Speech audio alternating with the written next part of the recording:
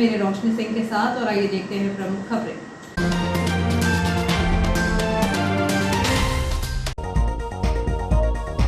चालीस दिनों तक चलने वाले चालीहा महोत्सव का विशाल रैली निकालकर हुआ समापन। निःशुल्क नेत्र परीक्षण शिविर में 197 मरीजों ने कराई आंखों की जांच। देश के दूसरे कामधेनु ब्रीडिंग सेंटर में 10 दिनों से भूख से बेहाल 1000 गाय भैंस। बाड़े पर इंसान की आहट सुनकर भूसा लाने की उम्मीद भरी नजरों से देख रहे हैं बेजुबान पशु। बारिश का दौर फिर शुरू, तवा डैम के 5 गेट 5 फीट तक खुले। आरपीएफ ने महिला को कुत्ते के साथ उतारा, तब रवाना हुई ट्रेन। एसी कोच में कुत्ता लेकर सफर कर रही महिला यात्री का यात्रियों ने विरोध कर 2 बार की चेन पुलिंग।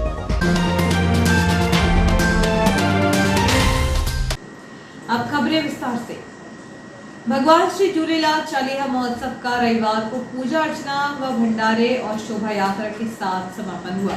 पूज्य पंचायत सिंधी समाज एवं झूलण सेवा समिति के तत्वावधान में 13 जुलाई से शुरू हुए चालीहा व्रत महोत्सव का रविवार को भगवान श्री झूलेलाल मंदिर स्थित संत कंवरराम धर्मशाला में समापन हुआ। श्री झूलेलाल मंदिर में भरूच गुजरात प्रांत से आए ठक्कर साईं मनीष लाल की मौजूदगी में बहराणा साहिब का निर्माण किया गया। समापन अवसर पर समाज के लोगों ने बहराणा साहिब का विशेष पूजन अर्चन कर महाआरती में हिस्सा लिया। महाआरती के बाद दोपहर 2 बजे से शुरू हुए भंडारे में समाज एवं शहर के लोगों ने बड़ी संख्या में पहुंचकर भंडारे का प्रसाद ग्रहण कर धर्म लाभ अर्जित किया। इस अवसर पर भगवान श्री झूलेलाल मंदिर में पूज्य पंचायत सिंधी समाज के अध्यक्ष धर्मदास मेहानी ने समाज के पदाधिकारियों की उपस्थिति में भगवान श्री झूलेलाल की पूजा अर्चना की। इस संबंध में पूज्य पंचायत सिंधी समाज अध्यक्ष धर्मदास मेहानी ने कहा कि पिछले 40 दिनों से भगवान श्री झूलेलाल चालीहा व्रत महोत्सव का आयोजन प्रतिवर्षानुसार इस वर्ष भी किया गया, जिसमें समाज के कई लोगों ने भगवान श्री झूलेलाल चालीहा व्रत रखा। इस अवसर पर पूज्य पंचायत सिंधी समाज एवं झूलण सेवा समिति के पदाधिकारी व सदस्य बड़ी संख्या में समाज के लोग कार्यक्रम में शामिल हुए। झूलेलाल चालीहा महोत्सव के समापन के बाद शाम को सिंधी कॉलोनी स्थित भगवान श्री झूलेलाल मंदिर से शोभा यात्रा की शुरुआत हुई, जो सिंधी कॉलोनी के विभिन्न मार्गों से शोभा यात्रा निकाली गई। शोभा यात्रा में समाज के महिला पुरुष एवं बच्चे बड़ी संख्या में डीजे की धुन पर नाचते हुए चल रहे थे। शोभा यात्रा नर्मदापुरम के लिए रवाना हुई, जहाँ बहराणा साहिब का नर्मदा नदी में विसर्जन किया गया। पिछले 40 दिन से चालीसे का कार्यक्रम चालू किया गया था और आज उसका समापन होना है।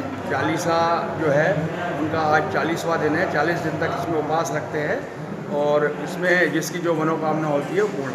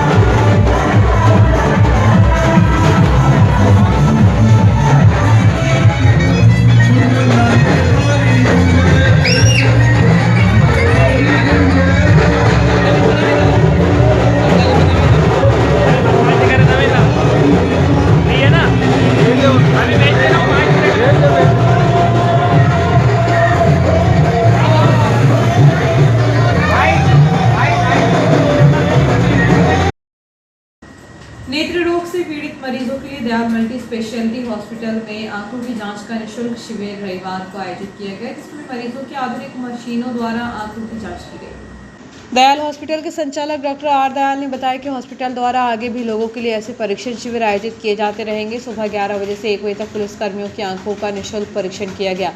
आगे हम शहर के वकील और पत्रकारों के लिए भी शिविर आयोजित करेंगे। भोपाल के नेत्र रोग विशेषज्ञ डॉक्टर मधुलिका द्वारा बताया गया कि हम कुछ समय से देख रहे हैं कि लोगों में काला मोतियाबिंद व सफ़ेद मोतियाबिंद की शिकायत हो रही है। इटारसी से रोजाना भोपाल मरीज आते हैं, जिसको देखते हुए इटारसी में यह शिविर आयोजित किया गया है, जिससे लोगों का इलाज समय पर किया जा सके। नेत्र परीक्षण शिविर में लगभग 197 मरीजों की आधुनिक मशीन से जाँच की गई।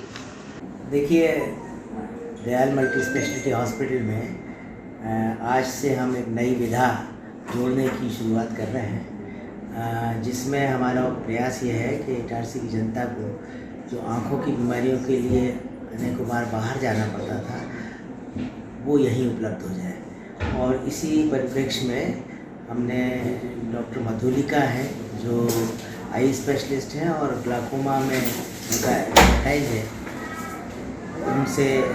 उन्होंने अपनी सेवाएं शुरू करने के लिए ऑफ़र किया और आज उसी परिप्रेक्ष्य में कैंप का आयोजन किया गया है।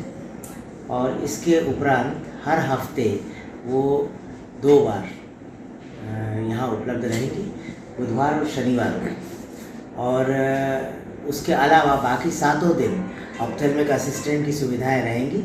यहाँ चश्मों की भी सुविधाएं उपलब्ध होंगी और सभी प्रकार की जो जांचें जो बाहर कराने के लिए जाना पड़ता था, कोशिश रहेगी कि वो सब यहीं उपलब्ध हो जाए। यहाँ आज पुलिसकर्मियों के लिए एक फ्री नेत्र शिविर दूसरे मरीजों के साथ ही रखा है। इसके अलावा हमारा प्लान है कि हम एडवोकेट्स के लिए भी और पत्रकारों के लिए भी ये सुविधाएं निकट भविष्य में उपलब्ध कराएंगे। फिलहाल मैं डॉक्टर मधुलिका हूँ। मैं बेसिकली सफ़ेद मोती और काले मोती की स्पेशलिस्ट डॉक्टर हूँ। दिल्ली में रह के 10-12 साल वहाँ मैंने काले मोती की सुपर स्पेशलाइजेशन किया है। आने वाले समय में के लिए अभी हम रेगुलर ओपीडी यहाँ पे रूटीन शुरू कर रहे हैं। हर बुधवार और शनिवार 11 बजे से लेके दोपहर 2 बजे तक मेरी अवेलेबिलिटी यहाँ पे रहेगी। और सब जनरल सबके सुविधा के लिए मेरे एक ट्रेंड ऑप्टोमेट्रिस्ट जो कि चश्मे के नंबर की पूरी जांच कर सकते हैं, और वो हर रोज़ यहाँ सुबह 11 बजे से लेके शाम के 5 बजे तक अवेलेबल रहेंगे। सिर्फ संडे छोड़ के सोमवार से लेके शनिवार रोज़ रहेंगे वो, और मैं हफ्ते में 2 दिन अपनी सेवाएं यहाँ पे दूंगी। देखिए, डॉक्टरी एक चीज़ ऐसी होती है कि हम पहले तो हमारा पहला पर्पस होता है कि हम अवेयरनेस क्रिएट करें, और ये जनरल कैंप है। कैंप का मेन पर्पस होता है स्क्रीनिंग, मतलब मुझे बताना है कि आपकी आंखें बिल्कुल नॉर्मल हैं या उसमें किसी प्रकार की जांच की आवश्यकता है, क्योंकि 300-400 पेशेंट्स में हम उस लिमिटेड टाइम पे इससे ज़्यादा इन्फॉर्मेशन नहीं दे सकते हैं। मेरी ये अभी तक मेरे पास 200-250 पेशेंट्स की रजिस्ट्रेशन हो चुकी है, और मैंने ये फील किया है कि लोग को मोतियाबिंद है, लोगों को डायबिटीज़ है, ब्लड प्रेशर है, उससे संबंधित आँख की जांच की ज़रूरत पड़ती है, वो भी वो नहीं करा रहे हैं। दूसरा, एक जनरल जागरूकता नहीं है कि अगर थोड़ा कम दिख रहा है तो उससे क्या परेशानी हो सकती है, मेरा बीपी बढ़ रहा है, मेरा शुगर बढ़ रहा है, उससे मेरी आँख में क्या दिक्कत हो सकती है। जनरली इसके बारे में अवेयरनेस स्प्रेड करना भी बहुत ज़्यादा ज़रूरी है। लोगों को मोतियाबिंद है, एक जनरल सोसाइटी में चलता है बात कि जब वो पकेगा तब उसका ऑपरेशन कराएंगे, जबकि आजकल आधुनिक तकनीकियों की वजह से पकाने की कोई आवश्यकता नहीं होती, क्योंकि उससे ऑपरेशन भी और कठिन होता है और उनकी दिनचर्या भी बहुत ज़्यादा उसमें अफेक्ट होती है। अच्छा रहता है सही समय पे सही इलाज कराना, और हमारे कैंप करने का बेसिक ये इंटेंशन होता है, हमारा ये उद्देश्य होता है कि हम इस अवेयरनेस को, इस चीज़ को पब्लिक में जनरली स्प्रेड करें कि आंखों की जांच की आवश्यकता क्यों है और उससे आने वाले समय में क्या क्या आपको परेशानियां हो सकती हैं, और सही समय पर इलाज कराने से आप कैसे बच सकते हैं उन परेशानियों से। नीति आयोग के अटल इनोवेशन मिशन के अंतर्गत 3 दिवसीय रोबोटिक एवं कोडिंग वर्कशॉप का आयोजन प्रज्ञान स्कूल में किया गया था, जिसका समापन रविवार को किया गया। इन 3 दिनों में बच्चों ने robotic sensor, tweet controller, Arduino programming, internet of things, assembly of robot और ड्रोन मॉड्यूल सीखे। समापन अवसर पर सभी प्रतिभागी बच्चों को अटल टिंकरिंग लैब द्वारा सर्टिफिकेट प्रदान किए गए। इस कार्यक्रम में अतिथि श्रीमती इंदिरा तिवारी एवं संदीप महतो ने सभी को बधाई प्रेषित की। इस 3 दिवसीय वर्कशॉप में अंकित मिश्रा, शिवेंद्र सिंह, निहालिका महतो का विशेष सहयोग रहा। संचालक दर्शन तिवारी ने कहा कि आने वाले समय में 10 वर्ष से लेकर 14 वर्ष तक के बच्चों के लिए भी एक वर्कशॉप आयोजित की जाएगी। इसके पश्चात रोबोटिक एग्जीबिशन का आयोजन किया जाएगा। देश का दूसरा कामधेनु ब्रीडिंग सेंटर कीरतपुर में संचालित है, जहां विभिन्न नस्लों के 1000 दुधारू पशु रखे गए हैं, लेकिन यही पशुओं की स्थिति भूखों मरने की कगार पर आ चुकी है। पिछले 10 दिनों से यहां भूसा का संकट गहराया हुआ है। स्थानीय स्तर पर 1-2 ट्रॉली भूसा खरीदा जाता है, लेकिन इतने पशुओं के बीच में यह भूसा ऊंट के मुंह में जीरा साबित हो रहा है। पशुपालन को बढ़ावा देने के उद्देश्य से केंद्र सरकार द्वारा देश के 2 स्थानों पर कामधेनु ब्रीडिंग सेंटर संचालित किए गए हैं। पहला आंध्र प्रदेश के नेल्लूर और दूसरा मध्य प्रदेश के नर्मदापुरम जिला स्थित इटारसी के कीरतपुर क्षेत्र में, जहां 1 दर्जन से अधिक नस्लों की गाय और आधा दर्जन नस्लों की भैंस वर्तमान में उपलब्ध हैं। इस प्रकार यहां तकरीबन 1000 पशुओं को रखा गया है, लेकिन इन्हीं दुधारू पशुओं के लिए आहार के रूप में दिया जाने वाला भूसा की कमी के चलते पशु भूख से बेहाल हो रहे हैं, जबकि सरकार द्वारा सेंटर के पशुओं के लिए लाखों रुपए प्रतिमाह खर्च किए जाते हैं। सूत्रों की माने तो विगत 10 दिनों से भूसे का स्टॉक नहीं है। हालांकि प्रबंधन का कहना है कि स्थानीय स्तर पर भूसा खरीदकर पशुओं का पेट भर रहे हैं, लेकिन बता दें कि रविवार को जब जियो हैथवे न्यूज़ की टीम यहां पहुंची तो किसी भी पशु के सामने भूसा नहीं मिला। वह अपनी तरफ आते हर शख्स पर उम्मीद भरी निगाहों से देखने लगती हैं कि शायद आने वाला शख्स उनके लिए भूसा ला रहा होगा, जिससे वह अपनी भूख मिटा सके। लेकिन इन बेजुबान पशुओं की भूख का एहसास सेंटर के प्रबंधन को नहीं है। पशु प्रजनन केंद्र के प्रबंधक LP अहिरवार का कहना है कि सीजन के समय भूसे का टेंडर हुआ था, ठेका शुभम पटेल को मिला था, लेकिन ठेका मिलने के बाद उसने भूसा सप्लाई नहीं किया। अब सीजन खत्म होने के कारण भूसा नहीं मिल रहा है। दिल्ली में भूसा बुलाया जा रहा है, जल्द आने की उम्मीद है। दरअसल सेंटर कामधेनु ब्रीडिंग सेंटर इसलिए संचालित किया गया है ताकि भारतीय गौ भैंस वंशीय नस्लों का संरक्षण एवं संवर्धन, उत्पादन एवं उत्पादकता में वृद्धि, आनुवांशिक गुणवत्ता का उन्नयन, प्रामाणिक जर्म प्लाज्म का प्रदाय और देसी नस्लों को विलुप्त होने से बचाना है। वर्तमान में यहाँ 400 गाय और 450 भैंस मौजूद हैं। कीरतपुर के ब्रीडिंग सेंटर में विभिन्न नस्लों में पशु मौजूद हैं। इनमें गायों में गिर, साहिवाल, थारपारकर, निमाड़ी, मालवी, कांकरेज, रेड सिंधी, राठी एवं खिलारी नस्ल की गाय मौजूद है। इसी प्रकार भैंस की मुर्रा, नीली रावी, भदावरी, जाफराबादी सहित अन्य नस्लों के दुधारू पशु मौजूद हैं, जो इन दिनों भूख से बेहाल हो रहे हैं। यहाँ विगत 10 दिनों से भूसा नहीं होने के कारण गाय, भैंस और बछड़े भूख से व्याकुल हैं। उन्हें किसी तरह जिंदा रखने के लिए मामूली घास डालकर काम चलाया जा रहा है, लेकिन इसकी चिंता सेंटर के प्रबंधक AK श्रीवास्तव को नहीं है। यही वजह है कि भूसे का इंतजाम करने के बजाय शहर से बाहर हैं। यहाँ कर्मचारी किसी तरह पशुओं का पेट भरने का प्रयास कर रहे हैं। इस संबंध में जब परशुराम यादव से बातचीत की गई तो उन्होंने कहा कि 10-12 दिनों से भूसे की समस्या आ रही है। स्थानीय स्तर पर भूसा लाने का प्रयास अधिकारी कर रहे हैं, उसी भूसे में से किसी तरह काम चलाया जा रहा है। उन्होंने कहा कि प्रशासन को चाहिए कि शीघ्र ही यहाँ भूसा उपलब्ध कराया जाए ताकि मवेशियों की जान बचाई जा सके। इधर इस संबंध में जब कामधेनु ब्रीडिंग सेंटर के प्रबंधक AK श्रीवास्तव से बातचीत की गई तो उनका कहना था कि भूसे की कमी ज़रूर है, लेकिन पशुओं को पर्याप्त आहार दिया जा रहा है। भूसे के स्थान पर उन्हें हरी घास दी जा रही है। क्षेत्र में भूसा नहीं होने के कारण दिल्ली से बुलाया जा रहा है। जल्द ही भूसे का इंतजाम कर दिया जाएगा।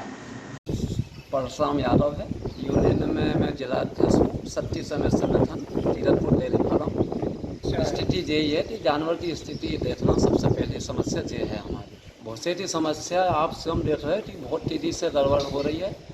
अधिकारी हमारे अहिरवार साहब बहुत तेज़ी से यानी जहाँ तहाँ डोल लगा रहे हैं, पर भूसा मिल नहीं पा रहा है, और भूसा है भी कहीं तो वो यानी भाव उठा रहे ज़्यादा। तो मेरा ये निवेदन है कि कलेक्टर महोदय को जो अवगत करवाएं कि कलेक्टर महोदय यहाँ ध्यान दें और भूसा की व्यवस्था करवाएं। और माननीय यदि कलेक्टर महोदय से भी नहीं हो जाए तो ऊपर यानी CM साहब तक यानी जो कार्रवाई पहुँचवा दें। 10-12 दिन से ऐसे ही आ रहा है, इतने 2-2 ट्राली ला रहा है। अब यानी इतना दे रहा है हम सबको जानवर तो यानी जीवित रखने का पर्याप्त। अब आप देख लीजिए स्थिति जानवर की पर्याप्त नहीं मिल पा रहा है। वक्त छोटे से ब्रेक का बने रहिए जियो हैथवे न्यूज़ के साथ।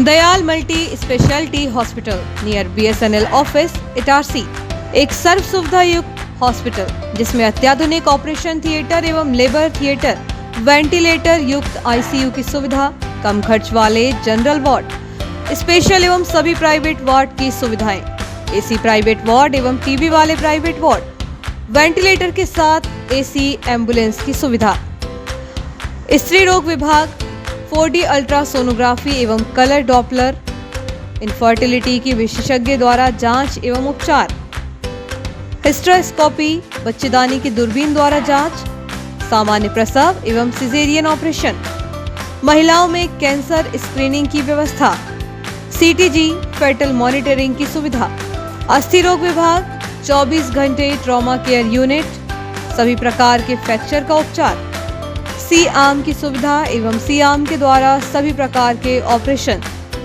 जिसमें टीवी पर देखकर टूटी हड्डी को पूर्णतः बैठाया जाता है, जबड़े के फ्रैक्चर ऑपरेशन की सुविधा, total knee and hip replacement के प्रत्यारोपण की सुविधा, घुटने एवं कूल्हे के प्रत्यारोपण की पूर्ण सुविधा, फिजियोथेरेपी विभाग में SWD, TENS, ultrasound, wax, bath, IFT, cervical traction की सुविधा, सर्जिकल सुविधाएं, लेप्रोस्कोपी दूरबीन द्वारा सभी ऑपरेशन जैसे appendix, hernia, gall bladder, ovary, बच्चेदानी, TT आदि, सभी प्रकार की जनरल सर्जरीज, एंडोस्कोपी, पेट दर्द, खून की उल्टी एवं पेट के छाले आदि के मरीजों को दूरबीन से जांच, डायलिसिस, किडनी संबंधित बीमारियों का इलाज की सुविधा, पाइल्स के मरीजों का दूरबीन से टांका, दर्द रहित operation, cancer surgery, specially thyroid, breast, stomach and colon with chemotherapy facility, burn ICU की सुविधा, यूरोलॉजी विभाग, गुर्दे, यूरेटर, पेशाब की थैली की पथरी का दूरबीन द्वारा टांका रहित ऑपरेशन, प्रोस्टेट का टांका रहित ऑपरेशन, अन्य सुविधाएं, ICU critical care, polytrauma, snake bite, all poison case, respiratory, CVA, cardiac service, diabetes, digital x ray की सुविधा, ऑपरेशन के दौरान सिंगल यूज ड्रेस, डिस्पोजेबल कपड़ों का इस्तेमाल, मरीजों को कपड़े, बेडशीट, तकिए, ग्लाव सभी डिस्पोजेबल सिंगल यूज, 24 घंटे इमरजेंसी की सुविधा, 24 घंटे दवाइयाँ और पैथोलॉजी की सुविधा। अस्पताल की कार्यप्रणाली मेडिकल सॉफ्टवेयर पर आधारित है। Dayal multi speciality hospital near BSNL office, Itarsi. Phone number 07572241888, 8109354365, 8962235247, 24/7 ambulance service. Ambulance number is 9111365365. For ICU, you can call 9098697677. आपका विश्वसनीय चंचल ज्वेलर्स अब नए शोरूम में गोल्ड प्लेटेड आभूषणों एवं नए डायमंड ज्वेलरी के साथ 1 ग्राम और 2 ग्राम वाली सोने की 4 चूड़ियां एवं कंगन, 1 ग्राम और 2 ग्राम वाला सोने का मंगलसूत्र, हार, करदोहना, चैन, झुमके, बाजूबंद और सभी प्रकार के गहने, डायमंड सेट एवं एंटिक ज्वेलरी और फैंसी ज्वेलरी का अनुपम संग्रह।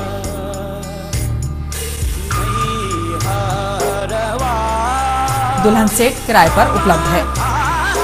1 ग्राम और 2 ग्राम की हर खरीदी पर निश्चित उपहार पाएं।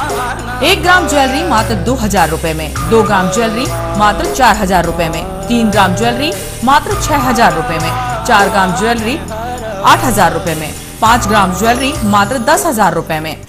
हमारा नवीन पता है Chanchal jewellers, Guru Nanak complex, Bharat talkies road, Itarsi. Mobile 09893054377।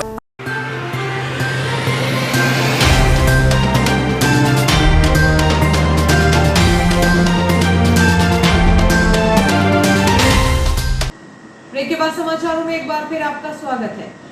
Mysore Jaipur express के AC फर्स्ट कोच में कुत्ते के साथ यात्रा कर रही महिला के खिलाफ यात्रियों ने विरोध कर 2 बार चेन पुलिंग कर ट्रेन को रोक दिया। महिला यात्री ने भी 1 बार चेन पुलिंग की थी क्योंकि वह कुत्ते को लेकर प्लेटफॉर्म पर आ गई थी। उसी दौरान ट्रेन चलने लगी थी। मैसूर जयपुर एक्सप्रेस रविवार को शाम 4:20 पर इटारसी जंक्शन के प्लेटफॉर्म क्रमांक 1 पर आई थी। यहाँ से वह निर्धारित समय 4:25 पर रवाना तो हुई, लेकिन उसी दौरान ट्रेन की चेन पुलिंग हो गई। दरअसल इसी ट्रेन के एसी HA1 कोच में कुत्ते के साथ सफर कर रही महिला यात्री कुत्ते को लेकर प्लेटफॉर्म पर आ गई थी, लेकिन ट्रेन रवाना होने के पहले वह कोच में चढ़ नहीं पाई, इसलिए महिला ने चेन पुलिंग कर दी। इसके बाद यात्रियों ने महिला का विरोध शुरू कर दिया। ऐसे में 2 बार ट्रेन चलने पर यात्रियों ने चेन पुलिंग कर ट्रेन को रोक दिया। यात्रियों का विरोध था कि कुत्ते का कोच में होने से वह असुरक्षित हैं। उन्होंने कहा कि कुत्ते को गार्ड कैबिन में बुक करके ले जाना चाहिए, वह यात्रियों को काट भी सकता है।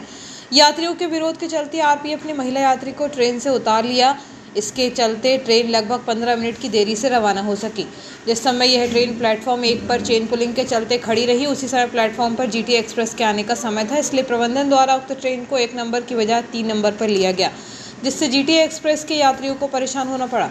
इसके अलावा 1 नंबर पर आने वाली अहमदाबाद, बरौनी और LTT गोरखपुर एक्सप्रेस को भी आउटर पर रोकना पड़ा, इसलिए यह ट्रेनें भी देरी से प्लेटफॉर्म पर पहुंची। विगत दिनों लाल ग्राउंड में एक युवती के साथ दुष्कर्म करने के मामले में दूसरे आरोपी को पुलिस ने गिरफ्तार कर लिया है। वह वारदात के बाद से फरार था। पुलिस से मिली जानकारी के अनुसार TIRS चौहान को मुखबिर से फरार आरोपी अभिषेक पिता ओम प्रकाश केवट सूरजगंज 19 वर्ष के इटारसी न्यास कॉलोनी में घूमने की सूचना मिली, जिसके बाद SI विवेक यादव, सोनाली चौधरी, आरक्षक हरीश, जितेंद्र चेतना की टीम को मौके पर भेजा गया, जहां आरोपी न्यास की गलियों में छिप गया। करीब 2 घंटे की मशक्कत के बाद आरोपी को महावीर जैन स्तंभ पर घेराबंदी कर धर दबोच लिया गया। पुलिस ने आरोपी अभिषेक केवट को सलाखों के पीछे भेज दिया है। निषाद सेना द्वारा सम्मान समारोह का आयोजन किया गया। इस अवसर पर समाज की प्रतिभाओं का सम्मान भी किया गया। निषाद सेना नर्मदापुरम द्वारा सम्मान समारोह 21 अगस्त को किया गया, जिसमें मांझी समाज के अध्यक्ष की अध्यक्षता में आयोजन किया गया, जिसमें नवनिर्वाचित पार्षद, जनपद सदस्य, पंच, सरपंच व वरिष्ठ जनों का सम्मान किया गया। इस आयोजन में पिपरिया, सोहागपुर, बाबई, शाहपुरा, भौरा, हरदा, बनापुरा, चिचौली, बैतूल आदि जगहों के जनप्रतिनिधि व सामाजिक बंधु उपस्थित हुए, जिसमें प्रदीप मांझी, रविशंकर संतोरे, विनोद सुनानिया, अध्यक्ष प्रकाश केवट पहलवान, अशोक मांझी, भीमसेन मालवीय, रामदास केवट, रोहित केवट, बादामी लाल कहार, मीडिया प्रभारी मुकेश केवट के साथ सभी सामाजिक बंधु उपस्थित रहे। आज़ादी के अमृत महोत्सव के तहत मनी म्यूजिकल ग्रुप द्वारा देशभक्ति संगीत कार्यक्रम का आयोजन किया गया। इस अवसर पर कलाकारों ने देशभक्ति गीतों की प्रस्तुति दी। आज़ादी के अमृत महोत्सव के तहत अनेक आयोजन हो रहे हैं। इसी मौके पर मनी म्यूजिकल ग्रुप द्वारा स्थानीय रेस्टोरेंट में संगीत संध्या का आयोजन किया गया। इस अवसर पर ग्रुप के प्रमुख प्रताप मनी, डॉक्टर विकास विश्वास सहित अन्य कलाकारों ने एक से बढ़कर एक देशभक्ति गीतों की प्रस्तुति दी। देशभक्ति गीतों का यह कार्यक्रम देर रात तक चलता रहा।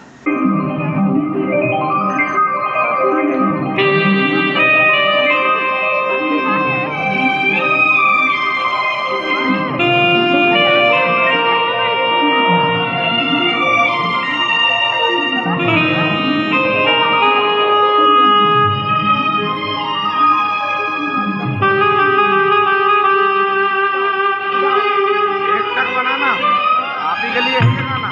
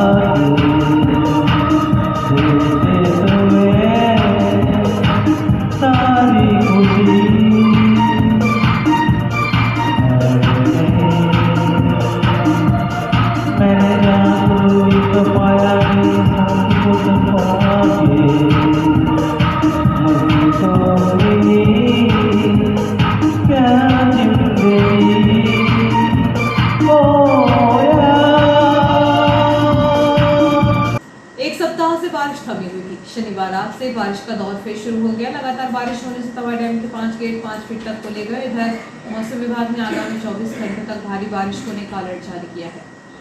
दरअसल इस सीजन में जुलाई माह से ही झमाझम बारिश हो रही है। तवा डैम के कैचमेंट एरिया में भी तेज बारिश होने से इस बार तवा डैम लबालब पानी से भर गया है।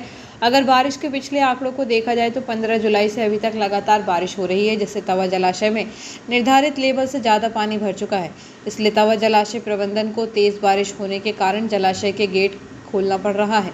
वर्तमान में तवा जलाशय प्रबंधन ने बीती रात से ही हो रही तेज बारिश के कारण 5 गेट 60 फीट तक खोले हैं, जिससे 57,700 क्यूसेक पानी डिस्चार्ज किया गया। मौसम विभाग से मिली जानकारी के मुताबिक पिछले वर्ष 20 अगस्त तक 700.2 मिलीमीटर बारिश हुई थी, जबकि इस वर्ष 16 जून से लेकर 20 अगस्त तक 1014.6 मिलीमीटर बारिश हुई है।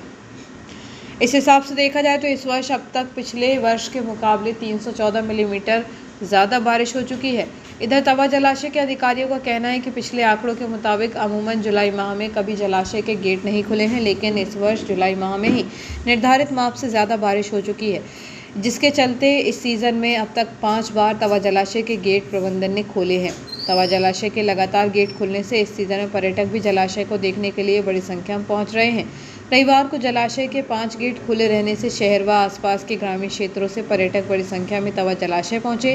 पर्यटक ने जलाशय के खूबसूरत नज़ारों में सेल्फी लेकर लुत्फ उठाया।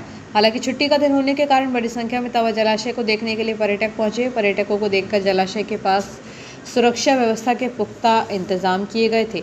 इस सीज़न में लगातार बारिश होने के कारण जुलाई माह में ही तवा जलाशय के गेट खोलने पड़े, जबकि इससे पहले कभी जुलाई माह में गेट नहीं खुले, क्योंकि इस वर्ष जुलाई माह में ही तेज़ बारिश होने से जलाशय पानी से लबालब है। यह कहना है तवा जलाशय के एसडीओ नवल किशोर सूर्यवंशी का। रेलवे कर्मचारियों की विभिन्न मांगों को लेकर west central railway employees union द्वारा विगत 1 सप्ताह से धरना प्रदर्शन किया जा रहा है। रविवार को भी यूनियन के पदाधिकारियों ने धरना प्रदर्शन कर नारेबाजी की। रेल प्रशासन द्वारा किसी मांगों पर कोई भी संज्ञान न लेने के कारण यह धरना अनवरत रूप से 8वें दिन तक जारी रहने की संभावना है। प्रशासन द्वारा कोई भी संतोषजनक उत्तर न मिलने के कारण इस धरने के उपरांत एक क्रमिक और भीषण आंदोलन की चेतावनी रेल प्रशासन को दी गई है। इस धरने में भारी संख्या में रेल कर्मचारी उपस्थित रहे। और आइए देखते हैं प्रमुख खबरें एक बार फिर।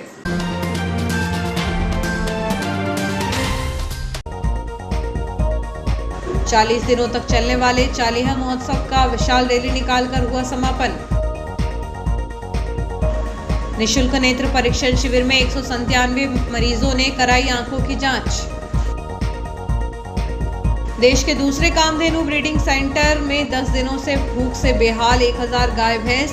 बाड़े पर इंसान की आहट सुनकर भूसा लाने की उम्मीद भरी नजरों से देख रहे हैं बेजुबान पशु।